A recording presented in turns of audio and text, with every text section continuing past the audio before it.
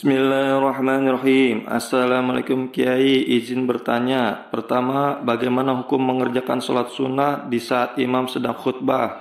Kedua, bagaimana hukum menegur anak-anak yang ramai di saat khutbah Jumat? Apakah bisa menghapus pahala Jumatan? Waalaikumsalam warahmatullahi wabarakatuh. Bismillahirrahmanirrahim wa nusalli wa nusallimu ala rasulil karim. Untuk pertanyaan pertama, yaitu hukum sholat sunnah di saat imam sedang berkhutbah, maka ini kita bagi menjadi dua perincian.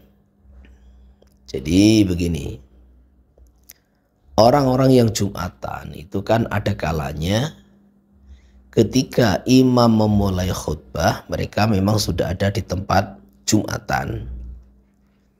Lah yang kedua, sebagian mereka itu baru datang, istilahnya ad-dakhil. Di saat imam sedang berkhutbah, maka mereka ini baru datang. Maka dari dua kelompok orang ini hukumnya berbeda. Orang-orang yang sudah ada di tempat Jumatan di saat imam memulai khutbah, maka diharamkan untuk memulai sholat sunnah. Haram mutlak itu. Jadi saya ulangi, orang-orang yang di saat imam memulai khutbah mereka sudah ada di tempat Jumatan, baik di dalam masjid, di luar masjid, maka itu haram untuk memulai sholat sunnah, apapun itu sholat sunnah. Adapun orang-orang yang di saat imam sudah berkhutbah dia baru datang, maka ini juga diperinci. Kalau dia ini baru datang terus masuk ke dalam masjid atau bangunan yang sudah diwakafkan sebagai masjid, contohnya terasnya, serambinya begitu, maka ini disunahkan sholat 2 rakaat dengan cara yang cepat.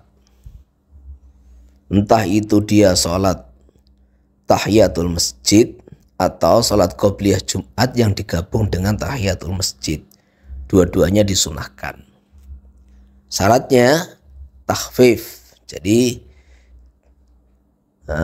takhfif ini menurut sebagian ulama hanya membaca yang wajib saja. Jadi baca Fatihah, tidak usah baca surah begitu. Ini mana takhfif. Sebagian ulama yang lain mengatakan takhfif itu yakni dipercepat sholat sunnahnya itu, yaitu dengan membaca surat-surat pendek begitu. Tidak boleh surat-surat yang panjang. Jadi saya ulangi, orang yang baru datang di saat imam sedang berkhutbah, kalau dia masuk ke dalam masjid atau bagian dari masjid yang sudah diwakafkan sebagai bangunan masjid, lantai masjid, entah itu serambi atau teras, maka disunahkan sholat sunnah 2 rakaat, entah niatnya tahiyat saja atau tahiyat digabung dengan qobliyah Jumat. Adapun orang yang datang, dia posisi bukan di dalam bangunan masjid, contohnya di pelataran masjid, umpamanya pelataran masjid, tempat parkir, yang jelas itu bukan termasuk wakaf masjid, maka itu langsung duduk, tidak boleh mengerjakan sholat sunnah. Jadi dia langsung duduk, tidak boleh mengerjakan sholat sunnah, nggak boleh. Ini pertanyaan pertama. Kemudian pertanyaan kedua, jadi itu kan ada satu hadis yang biasa dibaca oleh muraqi, itu mimbar wala khutbah itu. Idza qulta li sahibika yaumal jumu'ati ansit wal imamu yakhtubu faqad laghaut. Apabila ada orang berbicara, kemudian kamu menegur kepada orang tadi, diamlah.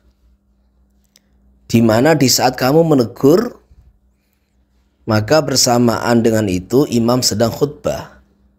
Maka sungguh kamu telah sia-sia, yakni tidak mendapat pahala sholat Jumat. Ini satu hadis yang sangat masyhur, hampir dibaca di setiap mimbar wala di seluruh masjid. Makanya ada satu kejadian. Jadi dulu ada satu kejadian di zaman sahabat. Ada orang terlambat Jumatan. Salah seorang sahabat itu terlambat Jumatan. Beliau datang di saat baginda Nabi SAW sudah berkhutbah.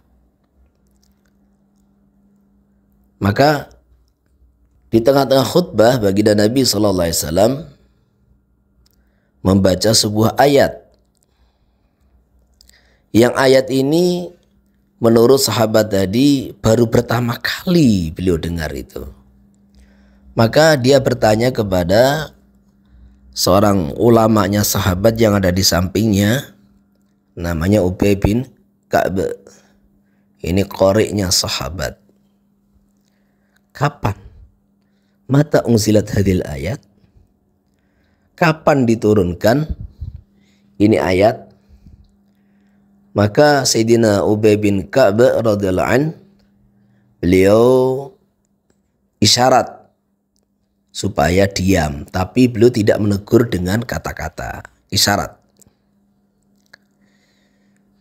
Selepas selesai Jumatan, maka Sayyidina Ubay bin Ka'b itu radhiyallahu an menegur kepada sahabat yang bertanya tadi bahwa kamu tidak mendapat pahala Jumat karena kamu telah berbicara di saat imam sedang khutbah.